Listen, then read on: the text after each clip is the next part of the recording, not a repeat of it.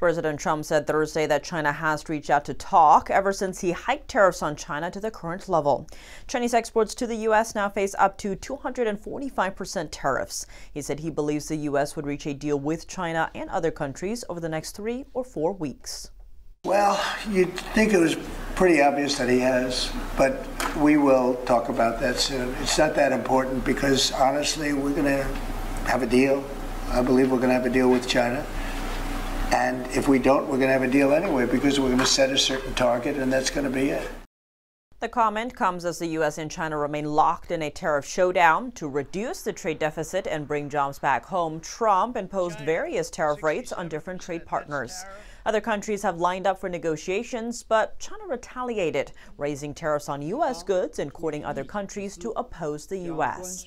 After some back and forth, U.S. exports to China face a 125% reciprocal tariff in addition to other duties.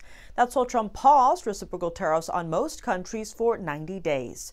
Trump has held tariff talks with Japan, Mexico, and Italy. He said he's going to make a deal with China over the next 3 or 4 weeks. I think we're going to make a deal with China. We're going to make a deal with everybody.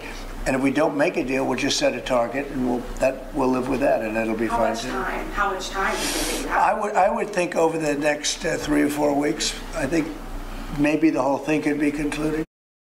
Trump also noted that he's reluctant to keep hiking tariff rates on China because it would discourage people from buying entirely.